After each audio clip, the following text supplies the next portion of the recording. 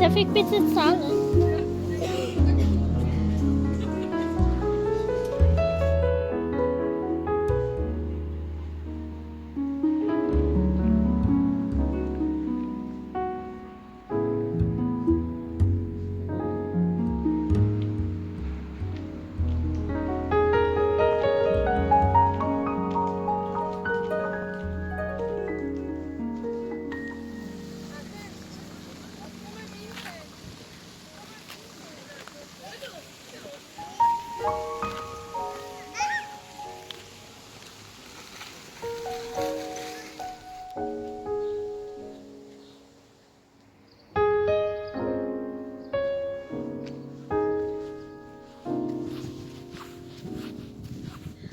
Hi, coming to you live from my bedroom.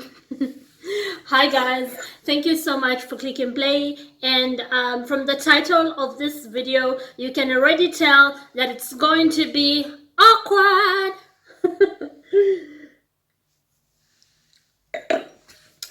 I don't like saying that a country is racist. Like, I don't understand people who say Italy is a very racist country.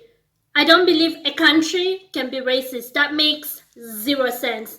I believe a country is made up of people, individuals, and within that society, community, or like a group of people, there will be good and bad people. So I like to judge people individually, regardless of their race, the color of their skin, their nationality, their height, their age, doesn't matter.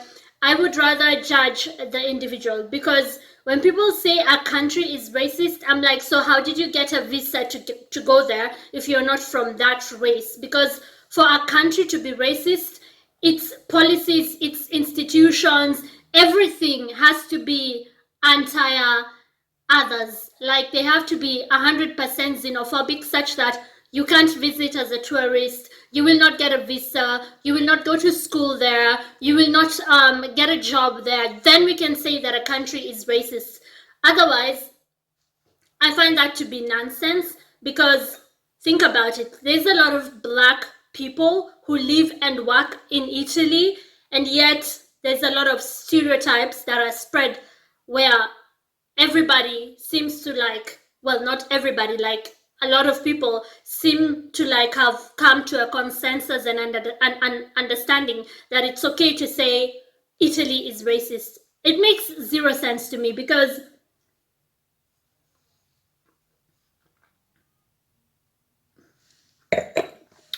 that is a good red wine. That is a good red wine. I never take red wine because it gives me a headache, but when it's like a nice expensive quality, I'll take it. and this was a gift from my man. It's very good.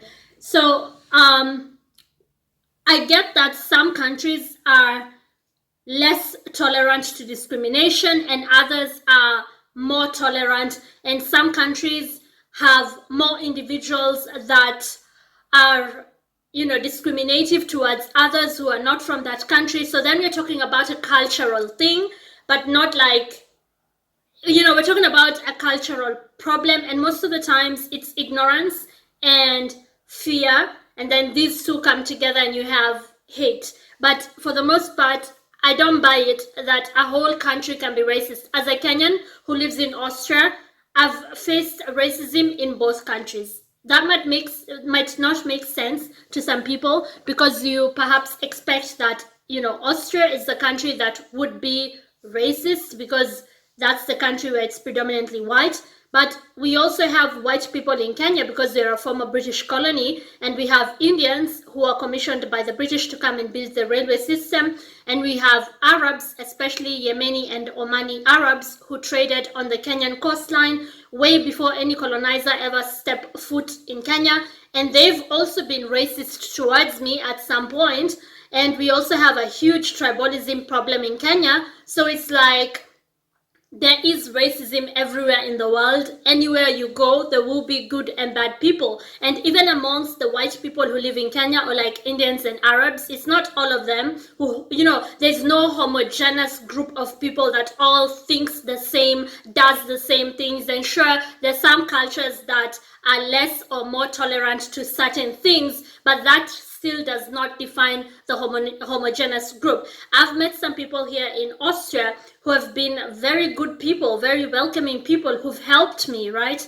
I've been able to settle down and do well for myself economically, financially, and even just as a person. Like, I've been able to learn a lot and grow and have more discipline and work ethics, and it's been from people I met here, locals, natives, and some of them are just curious. So whereas in America, there's a lot of weird race relations between white and black people, and there's a reason for it.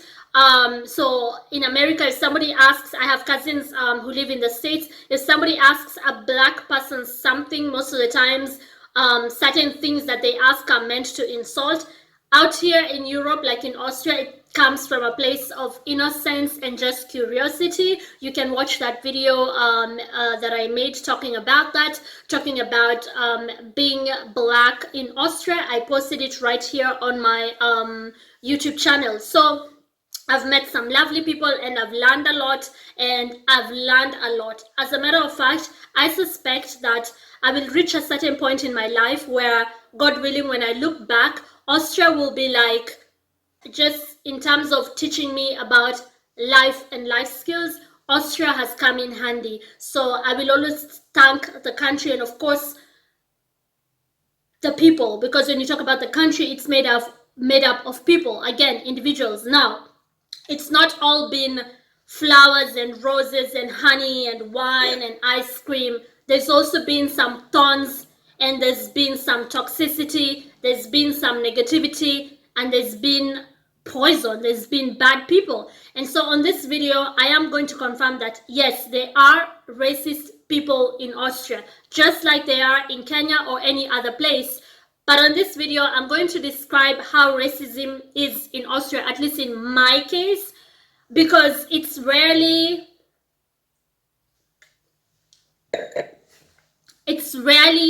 like the way you see it portrayed on the news, a bunch of skinheads marching in Vienna, going like, go back to Africa, or an idiot such as this one who wrote this comment. And let me just read you. So just a few days ago, right here on YouTube, the user at Monica M9069 wrote, Austria is for Austrian people. You came here to jump on white boys, 2 question marks. And then I think she liked her own comment because there's one like there. Yeah, Wangster. Anyways, I replied, ich habe kein Problem mit den Österreicherin und sie haben kein Problem mit mir. Was ist also ihr Problem? Ich zahle zahle Steuern. Wenn Sie ein Problem damit haben, dass ich hier bin, kandidieren Sie für ein politisches Amt und ändern Sie die Gesetze. Andernfalls hören Sie auf, dumme Dinge zu reden. Dankeschön. Which basically means I have no problem with any Austrians, and for the most part, a lot of Austrians don't seem to have a problem with me. I pay taxes just like everybody else, but if you are too pressed or you have a problem, run for office, run for a political seat, change the laws, and say that outsiders should not live here, should not pay taxes here, and then we will listen to you. But until then, shut up. Basically, I told her to stop talking nonsense, and then I thanked her and told her, Dankeschön. So such stupid people and stupid comments do exist, all right? And now back to the video. So such to me is not even racism, it's just stupidity. It's just people who are not exposed. They don't know that Austrians and Germans also live in our countries. So like when someone tells you to go back to Africa, when I go back to Africa, will all the Austrians and Germans in Africa also come here? Or like, how does that work? They're too dumb to realize that there's people who look like them all over the world and who we welcomed into our homes as well. So this is just like a case of a person who's just, in Swahili we say fala, someone who's not exposed. They live in a bubble and they think that, you know, they're the only ones and their culture is the only one. Like, it's just everyday stupidity. That kind of racism doesn't really happen much in Austria, because one thing people need to realize is that Europeans, especially in Western Europe, Central Europe, and Scandinavian countries, are educated people. And a lot of them, even away from just education, they are curious and intelligent. We are not talking about some, you know, sorry to say, but some like trailer park white trash kind of people who have yellow teeth, haven't showered for 4 days, and are like, you know, redneck accent, telling you if it ain't white, it ain't right, you know, whatever.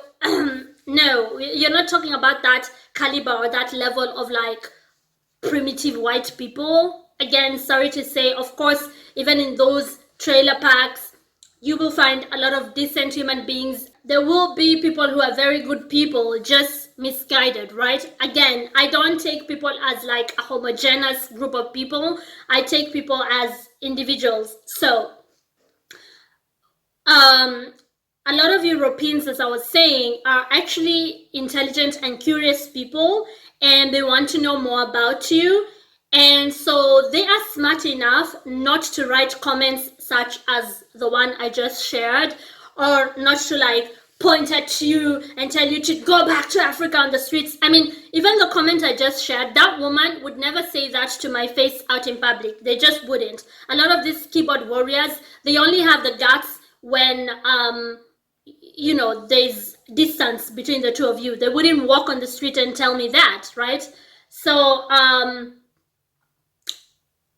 you will not find, or yes, you might, but it's very rare that you walk and there's somebody doing the Nazi salute, and like they have the swastika on their forehead, and like they are talking all these racist slurs, because it's actually illegal and they are smart enough to know it. So on the second part of this video, because I want to change positions, there are too many distractions. I'm sitting next to a big window and I keep looking outside. So on the second part of this video, I will expound what the racism in Austria, or at least the racism I have faced, looks like, and I will like break it down and explain it further. Keep watching part 2 coming soon.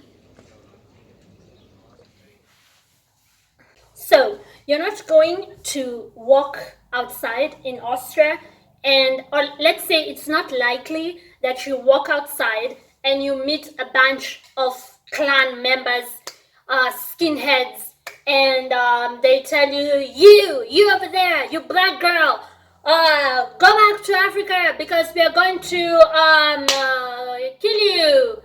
No, it's not very likely to happen, because like I said, they're not dumb, and they know it's illegal, right? Only dumb people act that way. That's why sometimes I'm like, is this racism or just plain stupidity? Because there's stupid people in every race, unfortunately. And unfortunately, stupidity is not illegal. People are allowed to be stupid. So you're not going to face that kind of racism. You're not going to match. Sorry, my hands are getting dry. And I noticed that my hand cream is here. So let's just do that because I plan on going outside anyways after this. You're not going to have clan members walk up to you. Now, I've said it before. I agree with a lot of policies on the right than I do with the policies on the left. I'm not a liberal, I'm not a progressive and all that, but I'm not really a conservative, and I'm not necessarily far anything. I'm not far right, just like I'm not far left, because any kind of radicalism is wrong. But I believe in having pride in your country, being a patriot. I believe in controlled immigration, because a country cannot just take everybody and not be able to provide jobs for them, or have people just migrate illegally. There has to be checks and balances. I believe in preserving custom, culture, tradition, respect for God, children respecting their parents, family, the man being the head of the home and not the government. I do not advocate for socialism or Marxism or communism. I know how evil that is. Excuse me. I believe in capitalism. I see nothing wrong with someone being a patriot, being proud of their country and wanting that people speak their language and people appreciate their customs. I see absolutely nothing wrong with that. And I believe in respecting the family unit, the nuclear family. I also believe in smaller governments and not big socialist types of governments. And I am not for the New World Order, how they want to run things. I am not for those progressive values. I am more for the traditional values where the state has no right whatsoever to take over private property, whether it be your weapons that you need to protect yourself. Should there be a war, the state should not have a say in that, as long as you're licensed and you're qualified. Whether it be how you grow your own food, I believe that the state should stay out of the home, because I know how dictatorship begins, and Marxism values or ideologies, in my eyes, is just dictatorship presented nicely, and that's all I'll say about that. So far right anything is wrong, far left anything is wrong, but if I had to vote, I would vote for the values that I just talked about, the Republican values and not the democratic values. I would vote for the right. And again, both sides have radicals. Even the centrists have radicals, and I am not for any sort of radical. I'm for sensibility, and I'm from pride as well, being proud of who you are, whether you're a man or a woman, or you are a black person or a white person. I see no problem in somebody taking pride in their heritage, as long as they don't attack somebody who looks different from them, right? So you will not meet some kind of stupid racists who are in your face like that. But will you meet, like what I described, some clan members attacking you on the street? I never go outside in Austria worried that I will meet Nazis. I mean, no. But will you meet Nazi sympathizers? Yes. Yes, you will. In Austria, I will explain to you how the racism is, how it looks like, how it works. So let's say it's a work situation, a corporate environment. You as a foreigner will face a double standard. That I have had. That kind of racism I have had. Where,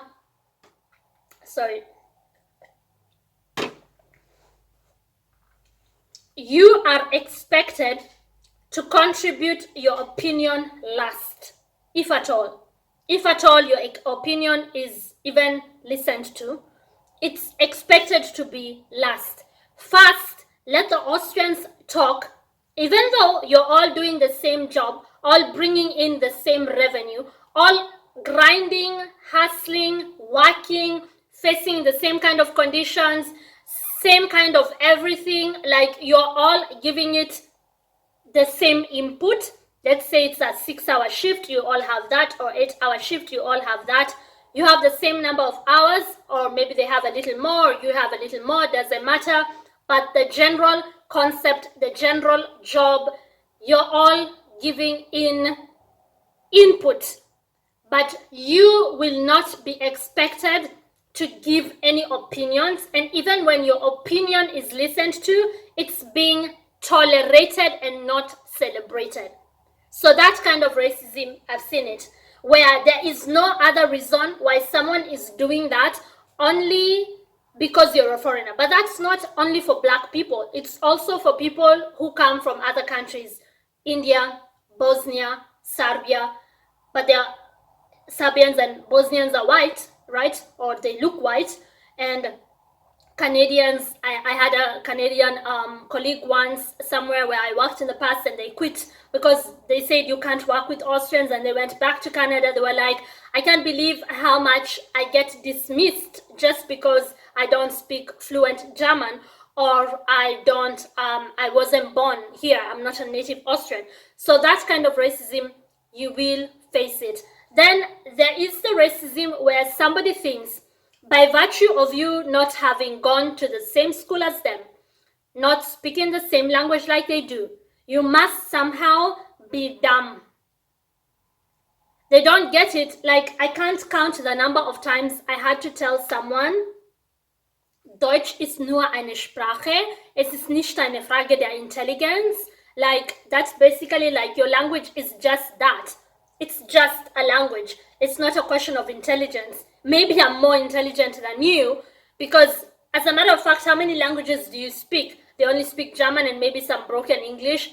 I speak a total of at least 4 languages, because in Kenya, you know, we have the mother tongue, we have the national language, and then English is the official language because we are a former British colony. So someone who speaks less languages than you do wants to call you dumb based on languages. So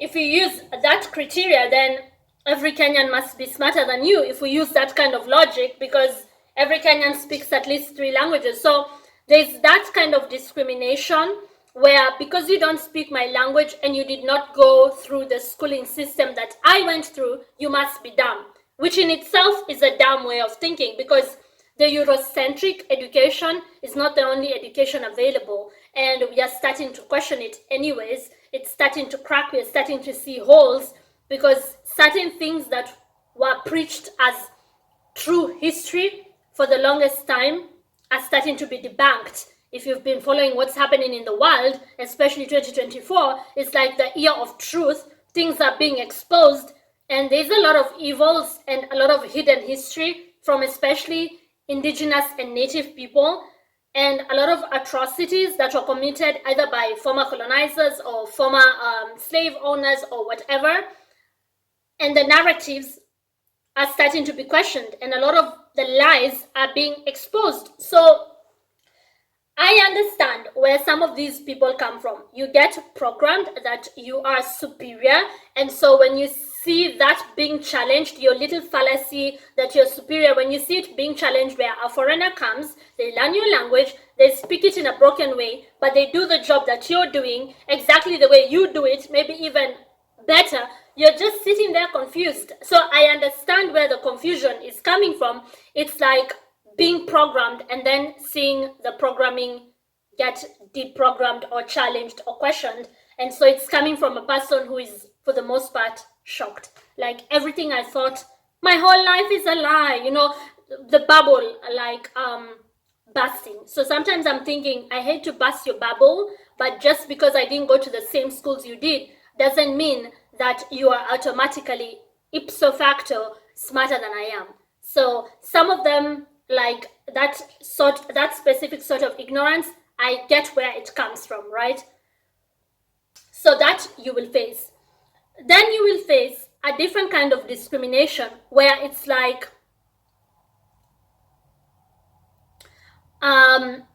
this is mostly with women. So you saw the comment that I posted earlier. She talks about jumping on Austrian men, right? So as a black woman especially, so this is, I don't know about guys, but I've also had guys talk of the same thing, where they are, black men are presented as naturally violent or whatever. So I'm not going to talk on behalf of guys, I'm going to talk for women, right? Women like myself. I know that black women's femininity threatens a lot of non-black females. So not only white females, but even, other races, where it's like someone told me, you fill up a room too much. And I'm like, excuse me, Miss White Fragility, what do you want me to do about that? Like, what, should I not enter rooms? Should I not sit in a room? Like, that black women are too much. Like, even without you doing anything, just entering a room and sitting down, there's an energy that black women bring. I've had people call it black magic. I've had people call it black excellence. I've had people call it Ubuntu. I've had people call it all sorts of things, black girl magic. I've had all sorts of things. And by the way, this is an expansive topic. There's been years of studies and research, and some think tanks, as well as credible universities, have ran studies on the question of black femininity. And one such study was this one right here. You can read the full study. Their website is up there, www.jstor.org, titled Traditional Femininity versus Strong Black Women Ideologies and Stress Amongst Black Women. So as a black woman, if you're going to be present, if you're going to be seen, you're the aggressor, you're stressed, you're angry, the angry black woman trope. You can also go and read up on that. If you present yourself as confident, desirable, then you must be very arrogant, right? I'll just read you part of this study. The construction of femininity has typically been conceptualized from a Eurocentric perspective as traditional femininity ideology. That right there, the Europeans, having had a lot to do with tampering with other people's cultures, thereby defining other people, including defining other people's women. So you're supposed to be a woman the way I want you to be a woman, and not the way you would typically be, if that makes sense. And again, there's been a lot of research and studies where it's like, how dare you as a black woman not be the ideal black woman that I expect you to be? How dare you have a uniqueness to you, right? You should be just like every other black woman. And if you're not angry, then you're extremely humble and have nothing to say. I'll also read another part of that study where it says, moreover, the strong black woman ideology, which although formulated during slavery has become an adaptive and idealized cultural idealization, both constructs have been associated with stress. So there's a sentence that really got to me, and that I want to, you can go read the whole thing. There have been many studies, you don't have to read only this one. Right, found the sentence. Perceived stress among a sample of African American women, and whether these relationships were moderated by feminine gender role stress and racial stress. So first you have to deal with misogyny, like people who think you should not talk, one, because you're a woman, and then on top of that you should not talk especially because you're a black woman. So all this comes down to a person who's looking at you as somebody who gets to be told how to be a woman, how to don't have your identity. I will tell you what your identity is. So you would be surprised that in 2024 there's still people who have that mentality. How dare you think of yourself as anything other than what I want to tell you that you are. You are not desirable if you are not one of us. If you're black, there's no way you're desirable. And it's a kind of very deep-rooted racism. that you can go and read up about, because there have been hundreds of such documented cases.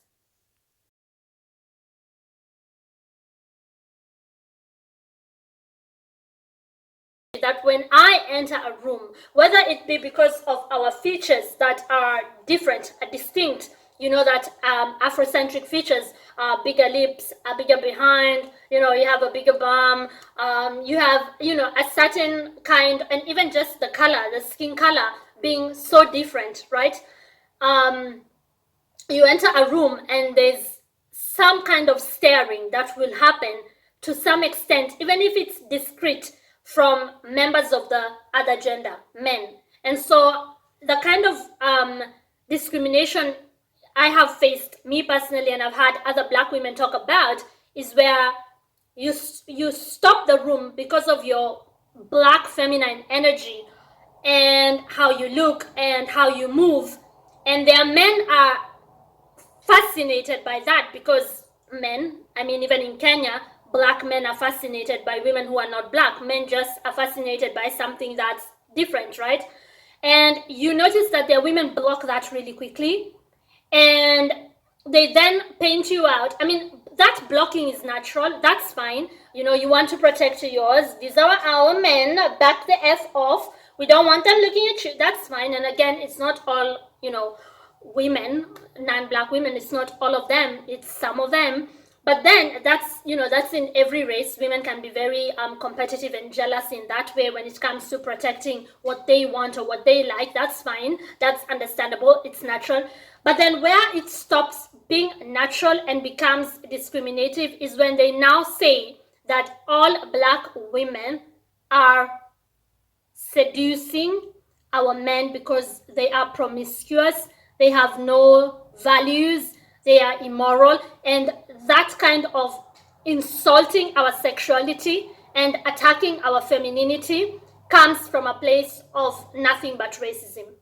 So that's where the racism begins, where people will see me and my man who's white and he's doing well for himself, and he looks nice and we have a normal relationship, and they will be offended. So, just to put this point into perspective for you, because I've lived it, I have proven it through life experiences of my own, not secondhand information, my own. And so I could not deny it once I lived it. I've worked in a place where a white lady asked me how I met my husband.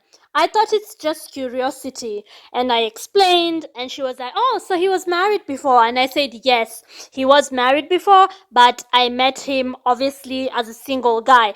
And she turned to the other white people when she thought I wasn't listening anymore and said, "I don't believe her. I think she's the reason he left his wife." Now, up until that point, you might still argue that this is just women gossiping, but I'll tell you why it's not. It's because over time you notice that that same person who asked you that, or who tried to spread that rumor, over time I get proven right that this is what she was thinking, because in her mind she's like, how can you be desirable?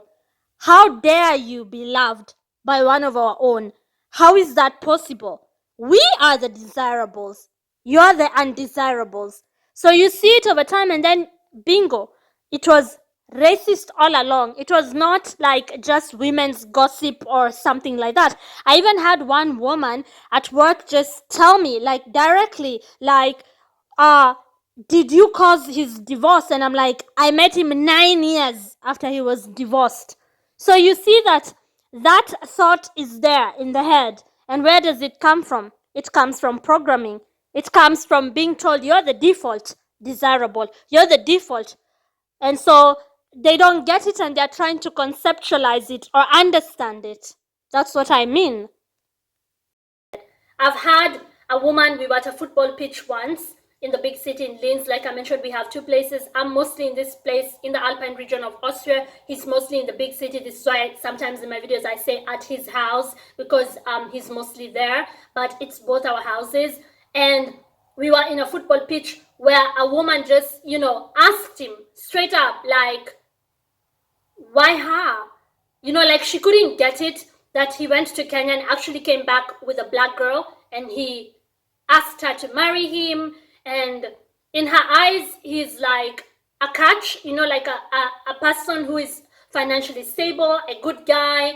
So of all the white women, why would you not choose a white girl? To her, she's been programmed to, I think the word I'm looking for is desirability, that as a white chick, you're very desirable, and women who are non-white, there's no way they can be picked before you're picked. And again, it's not all white women who think like that, but there's a cultural problem there where, how dare you be called pretty before I get called pretty? How dare you get a high value man before I get a high value man? How dare you hold hands with one of our men and they actually admire you and find you to be like good looking or sexy or desirable before it happens to me? Like, you should come second, right? So that comes from a place of discrimination. And I'm not trying to make excuses for them because it's wrong, but I know where it comes from. I know that it comes from years of being programmed that you're the best of the best, and then watching this being questioned or challenged. So there's some even older women who've said things to me that make me realize that this is more than just jealousy. This is one step further. But I am not black like you. Okay? Like, so what? I know that, and I am happy to be who I am, but you cannot be happy, being black. It's like a programming, like a brainwashing, a conditioning because of the history of the world. You've seen that it's always those who have a certain history of superiority complexity versus inferiority complexity. Although there's a brother of mine who argued that it's actually the opposite. It's a person being inferior, feeling inferior, and wanting to prove that they're not inferior by abusing others throughout history. So that's a different argument that my brother had. He said, we call it superiority complexity, that, thinking you're the best of the best just because your forefathers who looted and stole and imprisoned and enslaved people made you think that way. And so you want others to know that you are superior. And my brother said it's actually the opposite. It's a feeling of inferiority that would make you try to pull others down, that you're threatened by them. So that's another way of arguing it out. But I understand where it comes from. And so I normally just smile about it. I smile it off, and I just, I try to be respectful and say we met in Kenya, my man and I, we fell in love like a normal couple. And there are other men that you could take, right? I'm not taking anything away from you by being with a white guy. So there's that. And that also comes with a lot of slut-shaming. I've seen non-black women slut-shame black women for daring to be sexy and feeling confident about it.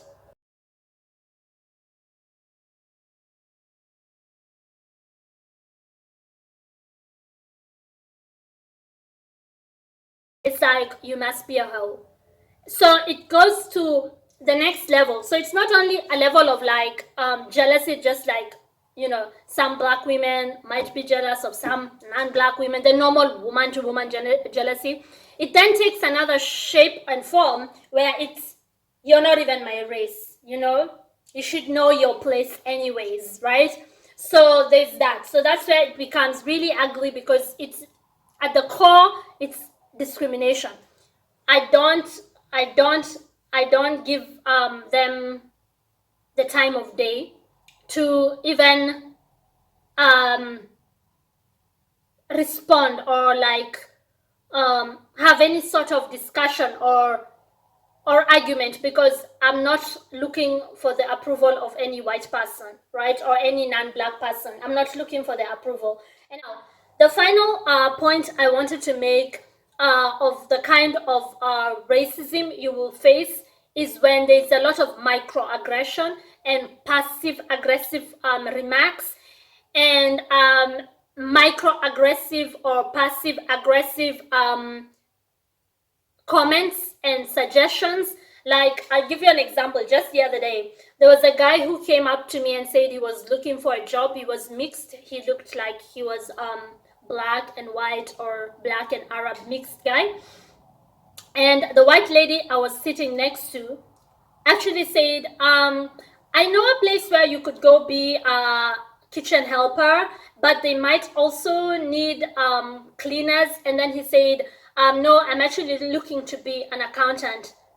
And her remark made me know that the minute she saw him, there was no way he could be looking for anything else but a kitchen helper or cleaner, which is fine. Those are jobs, those are people that we need in society. For us to build up this community and society, we need people with all sorts of skills. But she was not telling him just to help him or suggest a job to him. She was telling him because she assumed that that's the only thing he could do. And so when he said he wanted to be an accountant, she was like, that's a lie. Like, she just refused it. And he was confused. I was not, because I know where it's coming from. She's a woman of a particular age who grew up believing certain things, and that's being challenged right here, right now, in real time.